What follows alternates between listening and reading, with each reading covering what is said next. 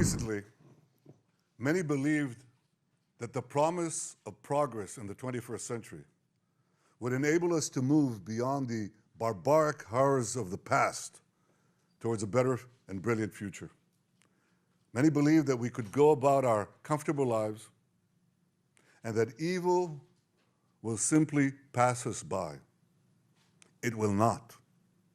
The horrors that Hamas perpetrated on October 7th remind us that we will not realize the promise of a better future unless we, the civilized world, are willing to fight the barbarians. Because the barbarians are willing to fight us. And their goal is clear: shatter that promising future, destroy all that we cherish, and usher in a world of fear and darkness. Ladies and gentlemen, this is a turning point for leaders and nations. It is time for all of us to decide if we are willing to fight for a future of hope and promise, or surrender to tyranny and terror. Now rest assured, Israel will fight. Since October 7th, Israel has been at war. Israel did not start this war. Israel did not want this war. But Israel will win this war. Knowing the difference between good and evil, between right and wrong.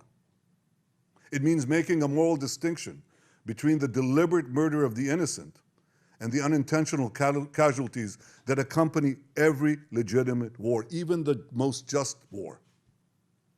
It means holding Hamas responsible for the double war crime it commits every day by deliberately targeting Israeli civilians while deliberately using Palestinian civilians as human shields.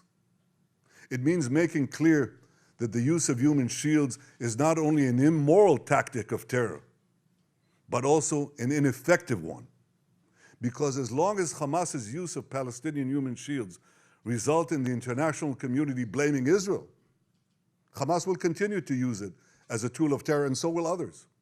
Hamas will continue to use the basements in Gaza's hospitals as the command posts of its vast terror tunnel network. It will continue to use mosques as fortified military positions and weapon depots. It will continue to steal fuel and humanitarian assistance from UN facilities. While Israel is doing everything to get Palestinians, civilians, out of harm's way, Hamas is doing everything to keep Palestinian civilians in harm's way. Israel urges Palestinian civilians to leave the areas of armed conflict, while Hamas prevents those civilians from leaving those areas at gunpoint. Hamas is also preventing foreign nationals from leaving Gaza altogether. And most despicably, Hamas is holding over 200 Israeli hostages, including 33 children, holding them, terrorizing them, keeping them as hostages. Every civilized nation should stand with Israel in demanding that these hostages be freed immediately and freed unconditionally. I want to make clear Israel's position regarding a ceasefire. Just as the United States would not agree to a ceasefire after the bombing of Pearl Harbor or after the terrorist attack of 9/11, Israel will not agree to a cessation of hostilities with Hamas after the horrific attacks of October 7th. Calls for a ceasefire are calls for Israel to surrender to Hamas, to surrender to terrorism, to surrender to barbarism. That will not happen. Ladies and gentlemen, the Bible says that there is a time for peace and a time for war. This is a time for a war for our common future. Today we draw a line between the forces of civilization and the forces of barbarism. It is a time for everyone to decide where they stand. Israel will stand against the forces of barbarism until victory. I hope and pray that civilized nations everywhere will back this fight. Because Israel's fight is your fight. Because if Hamas and Iran's axis of evil win, you will be their next target.